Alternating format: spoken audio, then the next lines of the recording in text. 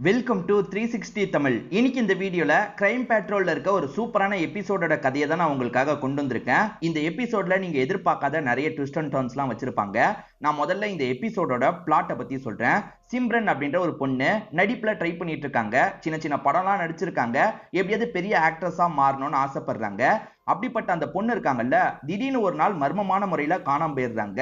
என்ன ஏதுன்ற மாதிரி போலீஸுங்க விசாரணை பண்றாங்க. அப்படி விசாரணை பண்ணும் போதுதான் ஏகப்பட்ட பேர் மேல டவுட் வருது. அதாவது சிம்ரன் வீட்டுக்கு பக்கத்து வீட்டுல ஒரு நபர் இருப்பாரு, அவர் மேல சந்தேகம் வருது. அதே மாதிரி சிம்ரனோட பேரண்ட்ஸ் மேலேயே சந்தேகம் வருது, அண்ணன் மேல சந்தேகம் வருது, டைரக்டர் மேல சந்தேகம் வருது. இந்த மாதிரி எல்லா பக்கமும் சந்தேகம் போகுது. கடைசியில குற்றவாளியை கண்டுபிடிச்சாங்களா இல்லையான்னு சொல்றதுதான் மீதி கதை. கண்டிப்பா உங்களுக்கு பிடிக்கும். எக்ஸ்பிளனேஷனுக்குள்ள போறதுக்கு முன்னாடி வீடியோக்கு ஒரு லைக் போடுங்க. இந்த எக்ஸ்பிளனேஷன் பிடிச்சிருந்ததுன்னா ஐப்ன்ற ஆப்ஷனை கிளிக் பண்ணி சப்போர்ட் பண்ணுங்க. மேற்கொண்டு பேசி டைம் வேஸ்ட் பண்ணாம நம்ம நேரடியா ஃபுல் எக்ஸ்பிளனேஷனுக்குள்ள போயிடலாம். சீரிஸோட ஸ்டார்டிங் சீனே சிம்ரன் அப்படின்ற ஒரு பொண்ணை காட்டுறாங்க. ஆக்சுவலா இந்த பொண்ணோட பர்த்டே போல செலிப்ரேட் பண்றதுக்காக ஃப்ரெண்ட்ஸ் எல்லாம் கூப்பிட்டுருக்காங்க. ஃப்ரெண்ட்ஸ் பக்கத்து வீட்டுல ஒரு பொண்ணு இருப்பா, அவளெல்லாம் கூப்பிட்டுருக்காங்க. இந்த சிம்ரனுக்கு ஒரு பாய் ஃப்ரெண்ட் இருக்காரு, அவர் பேர் அகமது அப்படின்றது. இதை தாண்டி உங்களோட ஃப்ரெண்டா ரியான்ற ஒருத்தங்க இருப்பாங்க, அவங்கள இந்த இடத்துக்கு கூப்பிட்டுருக்காங்க. இதை தாண்டி பக்கத்து வீட்டு பொண்ணை கூப்பிட்டுருக்காங்கன்னு சொன்ன பாத்தீங்களா, அந்த பொண்ணோட பேரு காயத்ரி அப்படின்றது.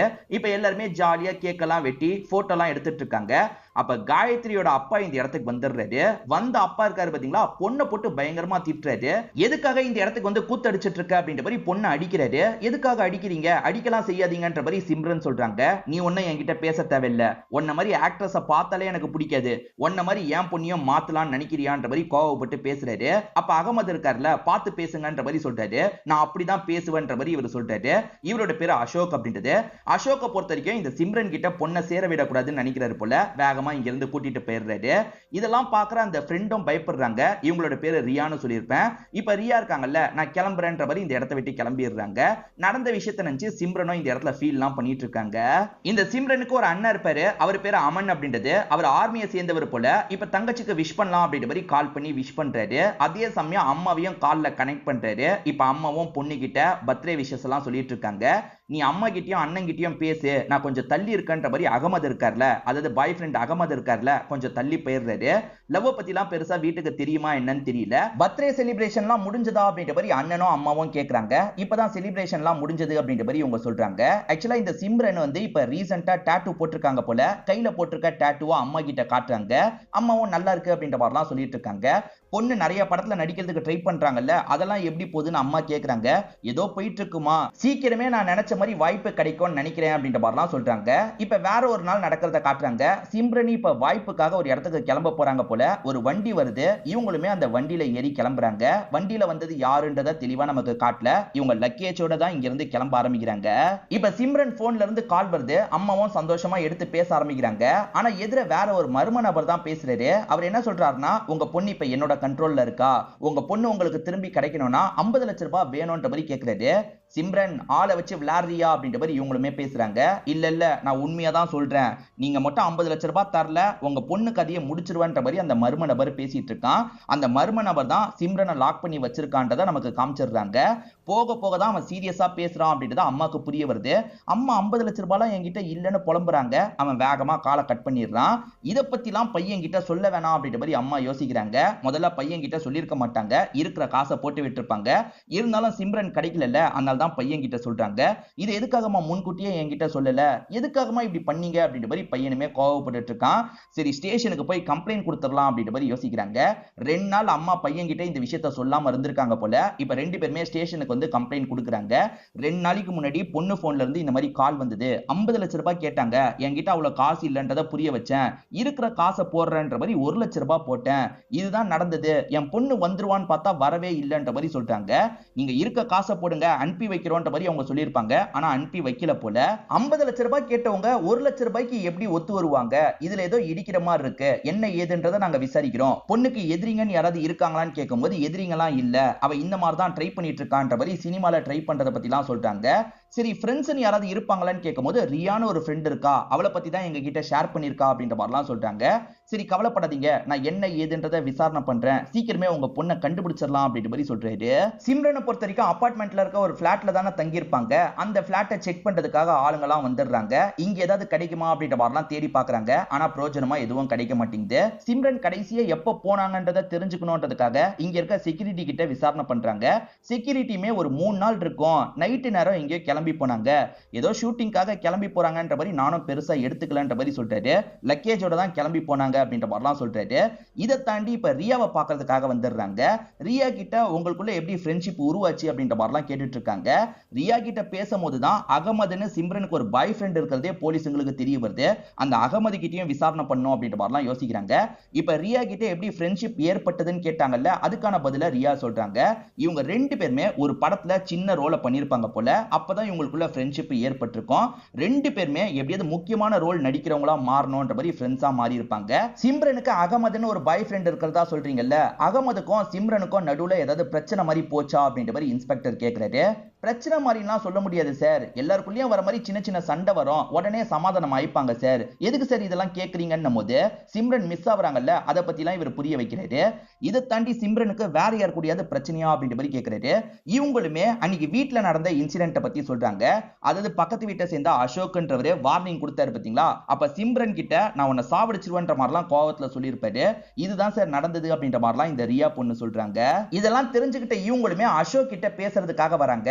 ஆமா சார், அந்த மாதிரி கோவமா நான் பேசினது உண்மைதான், அதுக்காக நான் சாவடிச்சிருவேனா, நாளா எதுவுமே பண்ணல சார் அப்படின்ற மாதிரி சொல்றாரு.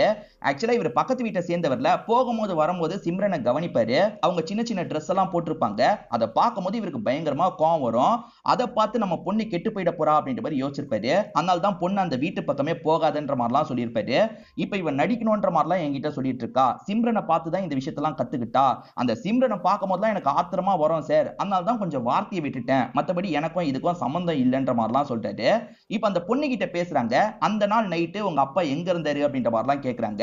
அதாவது சிம்ரன் வீட்டை விட்டு கிளம்புனாங்கல்ல, அந்த நாள் நைட்டு எங்க இருந்தாருன்ற மாதிரி கேக்குறாங்க. வீட்டுல தான் இருந்தாருன்ற மாதிரி இந்த பொண்ணு சொல்றா. ஆக்சுவலா இந்த பொண்ணோட பேர் வந்து காயத்ரின்ற மாதிரி சொல்லியிருப்பேன். சரி, தேவைப்பட்டா திரும்பி இந்த அசோக் கிட்டயும் காயத்ரி கிட்டயும் பேசிக்கலாம் அப்படின்ற மாதிரி இவங்களுமே இங்க இருந்து கிளம்ப ஆரம்பிக்கிறாங்க.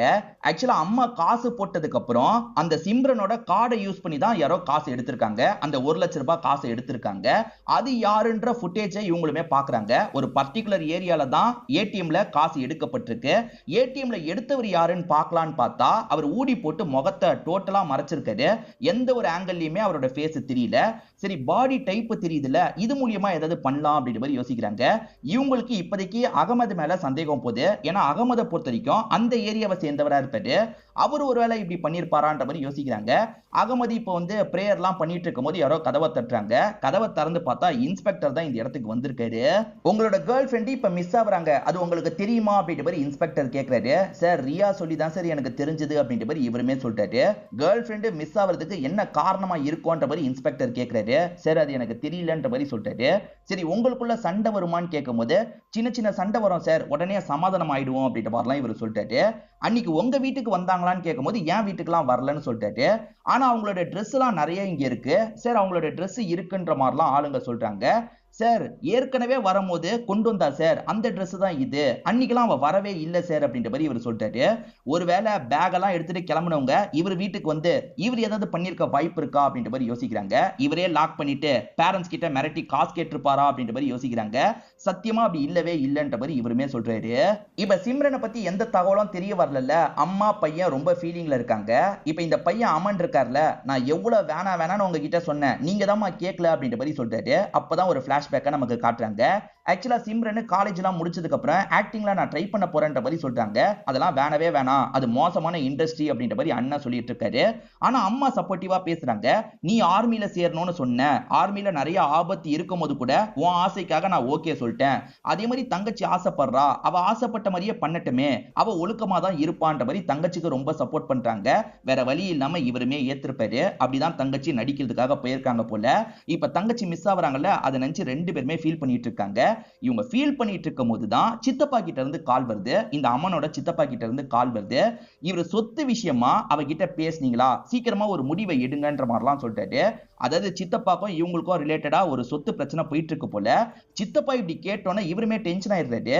நம்ம சொந்தக்காரங்க எல்லாருக்குமே சிம்ரன் மிஸ்ஸிங்ன்றது தெரியும், ஆனா உங்களுக்கு தெரியல அப்படின்ற மாதிரி கோவப்படுறாரு. எது சிம்ரன் மிஸ்ஸிங்கா, என்னாச்சு ஏதாச்சு அப்படின்ற மாதிரிலாம் இந்த சித்தப்பாவும் கேட்டுட்டு இருக்காரு.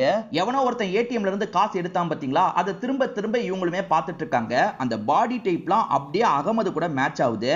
சார் அகமது தான் ஒருவேளை காசு தேவைக்காக மிரட்டி இருக்கான் போல. 50 லட்சம் ரூபாய் வரைக்கும் வாங்கலாம்னு பார்த்திருக்கான், ஆனா 1 லட்சம் ரூபாய் தான் கிடைச்சிருக்கு. சிம்ரனுக்கு வேற தெரிஞ்சிருச்சுல, அதனால சிம்ரன் ஏதாவது பண்ணிருக்க வாய்ப்பு இருக்குன்ற மாதிரிலாம் இவங்க யோசிச்சுட்டு இருக்காங்க. இப்போதைக்கு இவங்க சந்தேகம் முழுக்க அகமது மேலதான் இருக்கு. இன்னொன்னு பக்கம் சிம்ரன் யார்கிட்டலாம் அதிகம் பேசியிருக்காங்க, அதுதான் அகமது கிட்ட பேசினா ஓகே, அதை தாண்டி யார்கிட்ட எல்லாம் பேசியிருக்காங்கன்றதை தெரிஞ்சுக்கணும் அப்படின்ற மாதிரி யோசிக்கிறாங்க. அப்படி கால் லாக் டீடைல்லாம் இவங்களுக்கு கிடைச்சிருது. அப்படி செக் பண்ணும்போது தான் ஒரு டைரக்டர் கிட்ட அடிக்கடி பேசி இருக்கிறது தெரிய வருது. அதுவும் கடைசி ஒரு மாசத்துல மட்டும் நிறைய பேசி இருக்கிறது தெரிய வருது. அப்ப உடனே அந்த டைரக்டரை பார்த்து என்னதான் பேசினாங்கன்றதை தெரிஞ்சுக்கணும் அப்படின்ற மாதிரி இவங்களுமே யோசிக்கிறாங்க. இப்ப அப்படியே கட் பண்ணி அந்த டைரக்டரை காட்டுறாங்க. அவருக்கும் ரைட்டருக்கும் ஏதோ கிளாஷ் மாதிரி ஏற்பட்டு இருக்கு. இதெல்லாம் ஒரு கதைன்னு கொண்டு வந்துட்டியா, இந்த கதைலாம் எனக்கு தேவையில்லை, நீ கிளம்பு அப்படின்ற மாதிரி ரைட்டரை போட்டு திட்டிட்டு இருக்காரு. ரைட்டருக்கு மதிப்பே இல்லைன்ற மாதிரி அவர் புலம்பிக்கிட்டே நடந்து போறாரு. அப்ப தெரியாதனமா போலீஸுங்க வேற இடிச்சிடுறாங்க. ஒன்னும் பிரச்சனை இல்ல, பேப்பர்லாம் நான் எடுத்துக்கிறேன் அப்படின்ற மாதிரி அவருமே பேப்பர்லாம் எடுத்துட்டு இருக்காரு. இவர் வாசல் கிட்ட போகும்போதே போலீஸுங்க டைரக்டர் கிட்ட சில கேள்வி எல்லாம் கேக்குறாங்க. சிம்ரன் மிஸ் ஆகுறாங்கல்ல, அது சார்ந்த கேள்வி எல்லாம் கேக்குறாங்க. இதெல்லாம் கவனிச்சுக்கிட்டு ரைட்டர் கிளம்பிடுறாரு.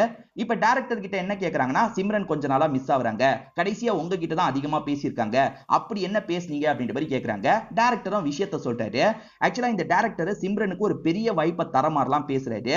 சிம்ரனை பொறுத்த வரைக்கும் எனக்கு 1 கோடி ரூபாய் சம்பளம் வேணும்ன்ற மாதிரி கேக்குறாங்க. 50 லட்சம் ரூபாய் வரைக்கும் நான் தரேன், அதுக்கு மேல தர முடியாது அப்படின்ற மாதிரிலாம் இவர் சொல்லிட்டாரு. அதாவது ப்ரொடியூசர் கிட்ட வாங்கி தரேன்ற மாதிரி சொல்லிட்டாரு. இல்ல சார், 1 கோடி ரூபாய் நீங்க வாங்கி தரதுன்னா சொல்லுங்க, நான் யோசிக்கிறேன்ற மாதிரி காலை கட் பண்ணிருப்பாங்க. இது விஷயமா அடிக்கடி பேசினேன் சார், மத்தபடி எதுவுமே இல்லைன்ற மாதிரி சொல்லிட்டாரு. பொய் சொல்லாதீங்க, உண்மையை சொல்லிருங்கன்ற மாதிரி கேக்குறாங்க. சார் நான் உண்மையை தான் சொல்றேன் சார், அவ மிஸ் ஆகுறதுக்கும் எனக்கும் எந்த ஒரு சம்பந்தமும் இல்லைன்ற மாதிரி சொல்லிட்டாரு. சிம்ரனே வளர்ந்து வரவங்க தான், அவங்கள படத்துல வர வைக்கிறதுக்கு இவர் எதுக்கு இவ்வளவு ட்ரை பண்ணாரு அப்படின்ற மாதிரி லைட்டா டைரக்டர் மேல சந்தேகம் வருது. இப்ப நமக்கு அகமத காட்டுறாங்க. இப்ப அகமது துணிமணி எல்லாம் எடுத்து வச்சுக்கிட்டே யார்கிட்டயோ பேசிட்டு இருக்காரு. போலீஸ் வந்து விசாரணை பண்ணாங்க பாத்தீங்களா, அத பத்தி எல்லாம் சொல்றாரு. போலீஸ் என்ன சந்தேகப்படுறாங்கன்னு நினைக்கிறேன் அப்படின்ற மாதிரிலாம் யார்கிட்டயோ பேசுறாரு. ஏதோ ஒரு ஃப்ரெண்டு கிட்ட பேசுறாரு போல. இப்ப போலீஸுங்களுக்குள்ள நடக்கிற டிஸ்கஷனை நமக்கு காட்டுறாங்க. போலீஸுங்க என்ன பண்ணிருப்பாங்கன்னா, அகமது யார்கிட்ட எல்லாம் பேசியிருக்கான்றதை செக் பண்ணிருப்பாங்க. கேர்ள் ஃப்ரெண்டான இந்த சிம்ரன் கிட்ட நிறைய பேசியிருக்கான். இதை தாண்டி காயத்ரி கிட்ட பேசியிருக்கான். அதாவது காயத்ரினா பக்கத்து வீட்டுல இருந்தாங்கல்ல, அந்த பொண்ணு கிட்ட பேசியிருக்கான். அந்த பொண்ணு கூடயும் இவன் நெருக்கமா பழகி இருக்கான் போல அப்படின்ற மாதிரி இவங்க யோசிக்க ஆரம்பிக்கிறாங்க. இப்பதான் இவங்களுக்கு வேற ஒரு தகவல் தெரிய வருது. அது என்னன்னா, ஒரு பகுதியில இவங்களுக்கு பாடிஸ் எல்லாம் கிடைச்சிருக்கு போல. இது பாடிஸ் கிடைச்சிருக்கா அப்படின்ற மாதிரி யோசிக்கிறாங்க. தலை கிடைக்கல, மத்த பாகங்கள் மட்டும் இவங்களுக்கு கிடைச்சிருக்கு. என்ன மத்த பாகங்கள் மட்டும் கிடைச்சிருக்கு அப்படின்ற மாதிரி இவங்க யோசிக்கிறாங்க. ஒருவேளை சிம்ரனோட பாடியா இருக்கலாம்ல, அதனால பேரண்ட்ஸா அடையாளம் பார்க்கிறதுக்காக கூட்டு வந்துடுறாங்க. அண்ணனும் அம்மாவும் சேர்ந்த மாதிரி பாக்குறாங்க. கடைசியா ஒரு டாட்டூ குத்தி இருக்கிறதா பொண்ணு சொன்னாங்கல்ல, அந்த டாட்டூ கையில இருக்கு. அது மூலியமா சிம்ரன் தான் அப்படின்றத கன்ஃபார்ம் பண்ணிடுறாங்க. அதாவது தலை இல்ல, உடம்பு மட்டும் தான் இருக்கு. உடம்பு மூலியமாவே இது சிம்ரன் தான் அப்படின்ற மாதிரி அம்மாவும் இந்த இடத்துல ஃபீல் பண்ணி அழுகுறாங்க. அண்ணன் தான் அம்மாக்கு ஆறுதல் சொல்றாரு. ஆக்சுவலா சிம்ரன் அன்னைக்கு கிளம்பி போனாங்கல்ல, யாரோ கார்ல கூட்டு போன மாதிரி நமக்கு காமிச்சிருப்பாங்க. இவங்களுக்கு அதெல்லாம் தெரிய மாட்டேங்குது. சிம்ரன் அன்னைக்கு நைட்டு எங்க கிளம்பி போனாங்க, இந்த கேள்விக்கான பதில கண்டுபிடிக்கணும். அப்பதான் சிம்ரனை யாரு கொன்னாங்கன்றது நமக்கு தெரியும். இதை தாண்டி சிம்ரனை கடத்தினவன் வந்து 50 லட்சம் ரூபாய் முதல்ல கேட்டிருக்கான், பெரிய அமௌண்ட் கேட்டிருக்கான். அதுக்கப்புறம் இவங்க 1 லட்சம் ரூபாய் தான் இருக்குன்னு சொன்னா அதையும் வாங்கியிருக்கானா, அது யாரா இருக்க வாய்ப்பு இருக்குன்ற மாதிரிலாம் யோசிச்சுட்டு இருக்காங்க. எங்க சைட்ல சிம்ரனோட எதிரிங்க எல்லாரையும் விசாரிச்சிட்டோம், பிரோஜனமா எதுவுமே கிடைக்கல. சிம்ரனுக்கு உங்களுக்கு தெரிஞ்சு யாராவது எதிரி இருந்தா தயவு செஞ்சு சொல்லுங்கன்ற மாதிரிலாம் கேக்குறாரு. இப்ப அண்ணனுமே அந்த விஷயத்த சொல்லிடலான்ற மாதிரி அம்மா கிட்ட சொல்றாரு. சரி சொல்லலாம் அப்படின்ற மாதிரி அம்மாவும் ஏத்துக்கிறாங்க. சித்தப்பாக்கும் இவங்களுக்கும் கிளாஷ் ஏற்பட்டிருக்கும் போல, அதை பத்தி டீடைலா சொல்றாங்க. அதாவது இந்த சிம்ரனோட அப்பா இடம் வாங்கும் போது சித்தப்பா கொஞ்சோண்டு காசு தந்திருப்பாரு. இப்ப இடத்தோட மதிப்பு ஏறக்குறைய 50 லட்சம் ரூபாய்க்கு மேல போகுது. சித்தப்பா எனக்கு பாதி தரணும்னு சொல்றாரு. எப்படி பாதி தர முடியும், அவ்வளவுலாம் தர முடியாது, 5ஓ 10ஓ தரோம், அதை வாங்கிட்டு போயிடுங்க, மத்தபடி அவ்வளவு காசுலாம் தர முடியாதுன்னு சிம்ரன் சொல்றாங்க. இல்ல இல்ல தந்துதான் ஆகணும், தரலனா பெரிய பிரச்சனை பண்ணிருவேன் அப்படின்ற மாதிரிலாம் சித்தப்பா பிரச்சனை பண்ணிருப்பாரு. நீங்க முடிஞ்சதை பாத்துக்கோங்கன்ற மாதிரி சிம்ரன் திட்டி அனுப்பி விட்டுருப்பாங்க. பேரண்ட்ஸ் இத பத்தி சொன்னோன்னே இப்ப அந்த சித்தப்பாவை லாக் பண்ணிடுறாங்க. நீ தானே அதை மனசுல வச்சு சாவடிச்சிட்ட அப்படின்ற மாதிரி கேக்குறாங்க. சார் சத்தியமா அப்படி கிடையவே கிடையாது சார். நான் எப்படியாவது ஒரு 20 லட்சம் ரூபாய் வரைக்கும் வாங்கிடலான்னு பார்த்தேன். மத்தபடி எனக்கும் இதுக்கும் சம்பந்தம் கிடையாது அப்படின்ற மாதிரி சொல்லிட்டாரு. நீ மிரட்ட வேற செஞ்சிருக்க, எங்களுக்கு தெரிஞ்சிருச்சுன்ற மாதிரி சொல்லிட்டாங்க. அதாவது சிம்ரன் இருந்த பிளாட்டுக்கே போய் இவர் மிரட்டுற மாதிரி பேசியிருக்காரு போல. இப்படி பேசினதை யார் தெரியுமா கன்ஃபார்ம் பண்ணிருப்பாங்க? பக்கத்து வீட்டுல அசோக்னு ஒருத்தர் இருந்தார் பாத்தீங்களா, அவர் தான் பார்த்திருப்பாரு. அவர்கிட்ட கேட்டு நாங்க கன்ஃபார்ம் பண்ணிட்டோம், உண்மையை சொல்லுன்ற மாதிரி கேக்குறாங்க. சார் நான் வீட்டுக்கு போய் மிரட்டினது கூட உண்மை சார், ஆனா நான் சத்தியமா எதுவுமே பண்ணல சார், புரிஞ்சுக்கோங்க அப்படின்ற மாதிரிலாம் சொல்றாரு. சிம்ரனுக்கு ரியான்னு ஒரு ஃப்ரெண்ட் இருந்தாங்கல்ல, அவங்களுக்கு டைரக்டரை பத்தி தெரியும். அந்த டைரக்டர் ஆள் எப்படின்ற மாதிரிலாம் இந்த இன்ஸ்பெக்டரோட அசிஸ்டன்ட் விசாரணை பண்றாரு. இதை தாண்டி உங்களுக்கு ஒரு விஷயம் தெரிய வருது. ஆக்சுவலா சிம்ரனோட உடம்பு கிடைச்சது பாத்தீங்களா, சிம்ரன் 2 மாசம் பிரெக்னெண்டா இருக்காங்கன்றது தெரிய வருது. பிரெக்னன்ட்டுக்கு அகமது தான் காரணமா இருப்பான், அவங்க கிட்ட விசாரிக்கணும்ன்ற மாதிரி யோசிக்கிறாங்க. இப்ப டைரக்டர் வேலைலாம் பார்த்துட்டு இருக்கும்போது ஏற்கனவே ஒரு ரைட்டரோட கதையை வேணான்னு சொன்னார்ல, அந்த ரைட்டர் மெசேஜ் பண்ணிருக்காரு. அதாவது ஒரு ஆக்ட்ரஸ் திடீர்னு இறந்து போயிடுறாங்க, சினிமாக்கு ட்ரை பண்ணவங்க திடீர்னு இறந்து போயிடுறாங்க, அந்த மாதிரி ஒரு கதை இருக்கு, வேணுமான்ற மாதிரி இவருக்கு மெசேஜ் அனுப்பி வச்சிருக்காரு. எதுக்காக இந்த மாதிரி இவருக்கு மெசேஜ் அனுப்புறாருன்னு தெரியல. இந்த டைரக்டரும் இந்த இடத்துல கொஞ்சம் திருட்டு மொழி முழிச்சிட்டு இருக்காரு. சிம்ரனோட பிரெக்னன்சிக்கு அகமது தான் காரணமா அப்படின்ற மாதிரி இவங்களுமே சாம்பிள்லாம் வாங்கி செக் பண்ணிருப்பாங்க. அகமது தான் காரணம் அப்படின்றது இவங்களுக்கு தெரிய வந்துருது. ஒருவேளை இது வேணான்னு நினைச்சு இவனே சாவடிச்சிருப்பானா அப்படின்ற மாதிரி யோசிக்கிறாங்க. அதாவது கலட்டி விடுறதுக்கு முடிவு பண்ணி இப்படி பண்ணிருப்பானா அப்படின்ற மாதிரிலாம் யோசிக்கிறாங்க. இப்ப அகமதை லாக் பண்ணி கேள்வி மேல கேள்வி கேட்கிறாங்க. ஒன்னால அவ பிரெக்னன்ட் ஆயிருக்கா, நீ கலட்டி விடுறதுக்கு முடிவு பண்ணி இப்படி பண்ணிட்ட, காயத்ரி பின்னாடி நீ சுத்துறது எங்களுக்கு தெரிஞ்சிருச்சு அப்படின்ற மாதிரி சொல்லிட்டாங்க. இவர் காயத்ரி கிட்ட அடிக்கடி போன்ல பேசியிருக்காருல, அதெல்லாம் தெரிஞ்சிருச்சுன்ற மாதிரி சொல்லிட்டாங்க. ஆனா இவர் என்ன சொல்றாருன்னா, சார் அந்த காயத்ரிக்கு தான் என் மேல இன்ட்ரெஸ்ட் இருக்கு, சிம்ரனை பாக்குறதுக்காக வரும்போதெல்லாம் என்கிட்ட கொஞ்சம் நெருக்கமா பேசுவா, மத்தபடி எதுவுமே இல்ல சார், என்ன பொறுத்த வரைக்கும் நான் சிம்ரனை தான் லவ் பண்றேன், அதே மாதிரி இந்த பிரெக்னன்ட் இஷ்யூவை பொறுத்த வரைக்கும் நடந்ததே வேறன்ற மாதிரி ஒரு விஷயத்த சொல்ல ஆரம்பிக்கிறாரு. அதாவது சிம்ரன் பிரெக்னன்ட் ஆயிட்டாங்க பாத்தீங்களா, அதை சொன்னோன்னே இவருமே பயங்கரமா சந்தோஷப்பட்டிருப்பாரு. சீக்கிரமா நம்ம 2 பேர் கல்யாணம் பண்ணிக்கலாம், குழந்தைய பெத்துக்கலாம் அப்படின்ற மாதிரி சொல்றாரு. ஆனா சிம்ரனை பொறுத்த வரைக்கும் சினிமால நான் ஏதாவது பண்ணணும், அது வரைக்கும் இந்த குழந்தையெல்லாம் பெத்துக்க முடியாது, சீக்கிரமே நான் கருவை கலைக்க போறேன்ற மாதிரி சொல்றாங்க. அதெல்லாம் வேணான்ற மாதிரி எவ்வளவோ சொல்லியிருப்பாரு. ஆனா கருவை கலைக்க தான் போறேன்ற மாதிரி இவங்க சொல்லியிருப்பாங்க. சார் இதுதான் சார் நடந்தது, நான் சொல்றதெல்லாம் உண்மை அப்படின்ற மாதிரி சொல்றாரு. அதாவது கருக்கு பயந்து நான் எதுவும் பண்ணல, அண்ணன் ஏதாவது பண்ணிருக்க வாய்ப்பு இருக்குன்ற மாதிரி ஒரு விஷயத்த சொல்றாரு. அது என்னன்னா, அகமத லவ் பண்றது அண்ணனுக்கு தெரிஞ்சிருது, வேற மதத்தை சேர்ந்தவன தங்கச்சி லவ் பண்றது அண்ணனுக்கு தெரிஞ்சிருச்சுல, அண்ணனுமே கால் பண்ணி கொஞ்சம் மிரட்டுற மாதிரிலாம் பேசிட்டு இருக்காரு. ஆனா அப்பன்னு பார்த்தா அகமதுக்கு பக்கத்துல தங்கச்சி இருப்பாங்க, தங்கச்சியும் இந்த விஷயத்தை கவனிச்சிடுறாங்க. அண்ணன் என்கிட்ட நல்ல விதமா பேசின, இப்ப இவனை மிரட்டுறியா, நான் இவனை தான் கல்யாணம் பண்ணிப்பேன் அப்படின்ற மாதிரிலாம் பேசுறாங்க. நீ சினிமாக்கு போகணும்னு ஆசைப்பட்ட, அலோவ் பண்ண, ஆனா இந்த விஷயத்துக்குலாம் அலோவ் பண்ண முடியாது அப்படின்ற மாதிரி அண்ணன் கோவமா பேசிட்டு இருக்காரு. நான் கல்யாணம் பண்ணிக்கிட்டா அகமதை தான் கல்யாணம் பண்ணிப்பேன்ற மாதிரி இவங்களும் காலை கட் பண்ணிருப்பாங்க. ஒருவேளை அவ பிரெக்னன்ட் ஆன விஷயத்த அம்மா கிட்ட கூட சொல்லியிருக்க வாய்ப்பு இருக்கு, அம்மா மூலியமா அந்த அண்ணனுக்கு தெரிஞ்சிருக்க வாய்ப்பு இருக்கு, அவன் கூட சாவடிச்சிருக்க வாய்ப்பு இருக்கு சார், ஏன்னா வேற மதத்தை சேர்ந்தவன் கூட ஒன்னா இருந்து குழந்தை பெத்துக்க போறியான்ற கோவத்துல இப்படி பண்ணிருக்க வாய்ப்பு இருக்குன்ற மாதிரி இவன் சொல்றான். அண்ணன் அப்படிப்பட்டவரா அப்படின்ற மாதிரி இவங்களுமே யோசிக்க ஆரம்பிக்கிறாங்க. அண்ணன் ஆர்மியில இருக்காரு பாத்தீங்களா, அங்கேயே 2-3 கேஸ் வாங்கியிருப்பாரு. அது என்னன்னா கோவப்பட்டு சட்டுன்னு ஆளுங்களை அடிச்சு கேஸ் வாங்கியிருப்பாரு. டக்கு டக்குன்னு கோவப்படக்கூடியவர் இந்த விஷயத்துல கூட கோவப்பட்டு தங்கச்சியே கூட ஏதாவது பண்ணிருக்க வாய்ப்பு இருக்கு, அந்த டைம் அண்ணன் எங்க இருந்தாருன்றதெல்லாம் நம்ம விசாரிக்கணும் அப்படின்ற மாதிரி சொல்றாரு. இதை தாண்டி உங்களுக்கு அசோக் மேலேயும் சந்தேகம் இருக்கதான் செய்து. அது என்னன்னா, அந்த பொண்ணு அப்பா வீட்டுல தான் இருந்தாருன்றத தயங்கி தயங்கி தான் சொல்லியிருப்பா. இதை தாண்டி பொண்ணு கெட்டு போறதுக்கு காரணமே இந்த சிம்ரன் தான், இந்த சிம்ரன் கதையை நம்ம முடிச்சா என்னன்ற மாதிரி கூட அசோக் ஏதாவது பண்ணிருக்கலாம், அதனால அசோக் மேலேயும் ஒரு கண்ணை வச்சுக்கணும் அப்படின்ற மாதிரிலாம் சொல்றாரு. ஆக்சுவலா சிம்ரனை பொறுத்த வரைக்கும் ரயான்னு ஒரு நபருக்கு அடிக்கடி காசெல்லாம் அனுப்பியிருக்காங்க. எதுக்காக அவனுக்கு அடிக்கடி காசு அனுப்பியிருக்காங்க, அவன் போட்டோ கூட நம்ம கிட்ட இருக்கு, ஆனா அவன் எங்க இருக்கான்னு தெரியல, அவன் போட்டோ வச்சு விசாரிங்கன்ற மாதிரி இன்ஸ்பெக்டர் சொல்றாரு. இப்ப ஆளுங்களுமே இவனை தெரியுமா, இவன் பேரு ரயான் அப்படின்ற மாதிரி ஒவ்வொரு இடமா விசாரணை பண்ணிட்டு இருக்காங்க. எல்லாருமே தெரியல தெரியல அப்படின்ற மாதிரி சொல்லிட்டு இருக்காங்க. இப்ப சிம்ரன் அண்ணா இருக்கார்ல, இன்ஸ்பெக்டரை பார்த்து பேசுறதுக்காக இந்த இடத்துக்கு வந்திருக்காரு. சார் ஒருத்தங்க கிட்ட இருந்து இந்த வீடியோ வந்தது அப்படின்ற மாதிரி வீடியோவை காட்டுறாரு. இவங்களுமே அந்த வீடியோவை பார்த்து ஷாக் ஆகுறாங்க. சிம்ரன் கிட்ட யாரோ எல்லை மீறி நடக்கிறாங்க போல, எல்லை மீறி நடக்கல, சிம்ரனை ட்ரெஸ் இல்லாம படுக்க வச்சிருக்காங்க, அந்த வீடியோவை ஃபேமிலிக்கு அனுப்பி வச்சிருக்காங்க. இன்னும் சிம்ரன் உயிரோட தான் இருக்கா போல சார் அப்படின்ற மாதிரி இந்த அண்ணா சொல்லிட்டு இருக்காரு. இல்ல பாடி தான் நமக்கு கிடைச்சது, நீங்க கூட கன்ஃபார்ம் பண்ணீங்களே அப்படின்ற மாதிரி கேக்குறாங்க. சார் எட்டி இல்லாம தானே இருந்தது, என் தங்கச்சி இன்னும் உயிரோட இருக்க கூட வாய்ப்பு இருக்குன்ற மாதிரி சொல்றாரு. டாட்டூ வச்சு நம்மள தசை திருப்பி இருக்க கூட வாய்ப்பு இருக்குன்ற மாதிரிலாம் அண்ணா சொல்லிட்டு இருக்காரு. அப்படி கூட இருக்கலாம் அப்படின்ற மாதிரி போலீஸுங்க யோசிக்கிறாங்க. ஆனா வேற ஒரு பிரச்சனை வருது. இவங்களுக்கு கிடைச்ச பாடி 2 மாசம் பிரெக்னன்ட்டா இருந்திருக்கும், அதே சமயம் அகமதால சிம்ரனும் 2 மாசம் பிரெக்னன்ட்டா இருந்திருப்பாங்க. அப்படி இருக்கும்போது கண்டிப்பா சிம்ரன் பாடியா தானே இருக்கணும். அப்ப இந்த வீடியோ ஏற்கனவே எடுத்த வீடியோவா கூட இருக்கலாம். ஒருவேளை இப்பதான் எடுத்த வீடியோனா நம்ம சீக்கிரமா இந்த வீடியோவை அனுப்புனவனா கண்டுபிடிக்கணும்ன்ற மாதிரி யோசிக்கிறாங்க. இந்த சிம்ரன் அடிக்கடி ரயான்னு ஒருத்தனுக்கு காசு அனுப்பியிருக்காங்க பாத்தீங்களா, அவனை கண்டுபிடிங்க, அவன் மூலியமா ஏதாவது கிடைக்க வாய்ப்பு இருக்குன்ற மாதிரி இன்ஸ்பெக்டர் சொல்லிட்டாரு. லேடி ஆபீசர் எல்லா பக்கமும் விசாரணை பண்ணிட்டு இருக்காங்க போல. சார், அந்த ரயானை பத்தி எந்த ஒரு தகவலும் எனக்கு கிடைக்கல சார். ஆனா ரயானோ வேற ஒரு ரைட்டரும் அடிக்கடி மீட் பண்ணி பேசியிருக்காங்க. அந்த ரைட்டரை போய் நம்ம விசாரிச்சா என்னன்ற மாதிரி யோசிக்கிறாங்க. ரைட்டர் போட்டோவை அனுப்பியிருக்கேன் அப்படின்ற மாதிரி சொல்லிட்டாங்க. ரைட்டர் போட்டோவை பார்க்குற இன்ஸ்பெக்டர் ஷாக் ஆகுறாரு. இந்த ரைட்டரை நம்ம ஏற்கனவே பார்த்திருக்கோமே, டைரக்டரை விசாரிக்கிறதுக்காக போகும்போது இந்த ரைட்டரை தானே பார்த்தோன்னு அசிஸ்டன்ட் கிட்ட கேட்கிறாரு. அசிஸ்டன்ட்டும் ஆமான்னு சொல்றாரு. இந்த ரைட்டரை தூக்குங்கன்னு சொன்னோன்னே ஆளுங்களும் தூக்கி கூட்டு வந்துடுறாங்க. ரயானை உனக்கு தெரியுமா, ரயானுக்கும் உனக்கும் எப்படி பழக்கம் அப்படின்ற மாதிரி கேட்கறாங்க. சார், ரயானை பொறுத்த வரைக்கும் சினிமால ஹீரோ ஆகணும்ன்ற மாதிரி பயங்கரமா ட்ரைலாம் பண்ணிட்டு இருந்தான். எதுவுமே செட் ஆகல சார். அதனால சொந்த படம் எடுக்கலாம்னு முடிவு பண்ணிட்டான். அதுக்கான கதை டிஸ்கஷனுக்காக அவனை அடிக்கடி நான் பார்த்துட்டு இருந்தேன் அப்படின்ற மாதிரிலாம் சொல்லிட்டாரு. அவனால எப்படி சொந்த படம் எடுக்க முடியும்ன்ற மாதிரி இவங்க கேட்கறாங்க. நானும் அதே தான் சார் கேட்டேன். அதுக்கு அவன் என்ன சொன்னான்னா, இப்ப நடிச்சிட்டு இருக்க சிம்ரன் இருக்கால, அவ பணக்கார வீட்டு பொண்ணு, அவகிட்ட நிறைய காசு இருக்கு, அவ தான் அந்த படத்தை ப்ரொடியூஸ் பண்ண போறா, உனக்குமே நல்ல சம்பளம் தரேன்னு சொன்னான் சார். அதனால தான் ஸ்கிரிப்ட்ல நான் வேலைலாம் பார்த்துட்டு இருந்தேன். இப்ப என்னாச்சுனே தெரியல, என்ன கான்டாக்டே பண்றது இல்ல சார் அப்படின்ற மாதிரிலாம் இந்த ரைட்டர் சொல்லிட்டாரு. சரி, டைரக்டரை பத்தி என்ன நினைக்கிறேன்னு கேட்கும்போது இவர் டைரக்டரை பத்தி சில விஷயங்களை சொல்லிட்டாரு. இந்த டைரக்டரை பொறுத்த வரைக்கும் ஆக்ட்ரஸை அட்ஜஸ்ட்மெண்ட்டுக்காக யூஸ் பண்றவரா இருப்பாரு. ஏன் சிம்ரன் கிட்டே அட்ஜஸ்ட்மெண்ட் பண்ணு, உனக்கு பணம் வாய்ப்பு தரேன்னு சொல்லியிருப்பாரு. அதாவது 50 லட்சம் ரூபாய் இல்ல 1 கோடி ரூபாய் வேணும்ன்ற மாதிரி சிம்ரன் கேட்டதா சொன்னார் பாத்தீங்களா, அது எல்லாமே பொய்யா தான் இருக்கும். இவர் அட்ஜஸ்ட்மெண்ட்டுக்காக தான் கேட்டிருப்பாரு. சோ இது மூலியமா டைரக்டரை லாக் பண்ணிடுறாங்க. நீ அட்ஜஸ்ட்மெண்ட்டுக்காக கேட்டிருக்க அப்படிதானேன்ற மாதிரி கேட்கறாங்க. ஆமா சார் அப்படின்ற மாதிரி ஒத்துக்கிறாரு.